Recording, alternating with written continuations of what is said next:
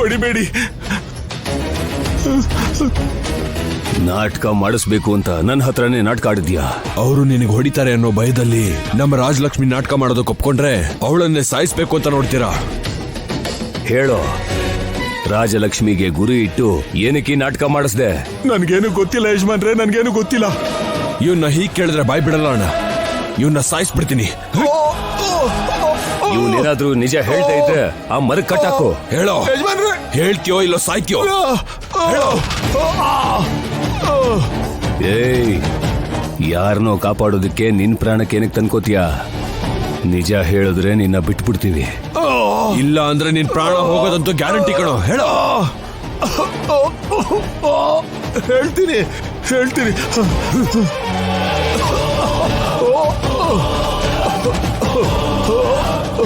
ಹೇಳೋ. ಹೇಳ್ತೀನಿ. ಆ ಹುಡುಗಿ ಯಾರೋ ನನಗ್ ಗೊತ್ತಿಲ್ಲ. ಅವಳ ಜೊತೆಗೆ ಆ MLA ಕೂಡ ಇದ್ದಾನೆ.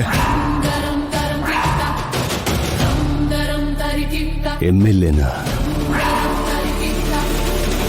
ಏನಪ್ಪ ದೊಡ್ಡ ಮನುಷ್ಯರು, ಆ ಗುಡಿ ತಲುಪೋದಕ್ಕೆ ಅಡ್ಗಾಲ್ ಹಾಕಿದ್ದು ಆ ದುಷ್ಟ ಶಕ್ತಿಯಿಂದಾಗಿದ್ದು ಅಂತ ನಮ್ಮೆಲ್ರಿಗೂ ಗೊತ್ತು. ಮೇಡಮ್ ಯಾರೋ ಮನುಷ್ಯರೇ ಮಾಡಿದ್ದಾರೆ ಅಂತಿದ್ದಾರೆ. ಯಾವ್ದು ನಿಜಾನು ನೀವೇ ಹೇಳಿ. ರಾಜಲಕ್ಷ್ಮಿ ಅವ್ರ ಮಾತಿಗೆ ಗೌರವ ಇದೆ. ಅವ್ರು ಸೇರ್ಕೊಂಡೆ ಇದೆಲ್ಲ ಪ್ಲಾನ್ ಮಾಡಿರೋದು. ಅವ್ರು ಪ್ಲಾನ್ ಮಾಡಿದ್ರೆ ನಿನಗ್ ನಮ್ ಬಗ್ಗೆ ಗೊತ್ತಿತ್ತಲ್ವಾ?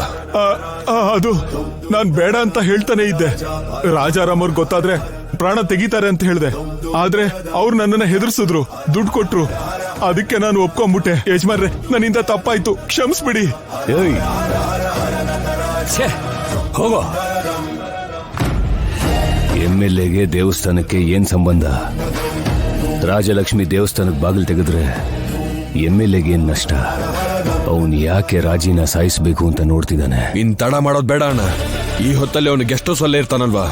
ಹೋಗಿ ಅವನ್ನ ಹಿಡ್ಕೊಂಡು 4 ತದಕಿದ್ರೆ ನಿಜ ಏನು ಅಂತ ಅವನೇ ಬಾಯ್ಬಿಡ್ತಾನೆ. ನಮ್ ಬಗ್ಗೆ ಗೊತ್ತಿದ್ದು ನಮ್ ಸುದ್ದಿಗೆ ಬರ್ತಾನ ಅಂತ ನನ್ನ ಮಗನ್ನ ಸುಮ್ನೆ ಬಿಡಬಾರ್ದು.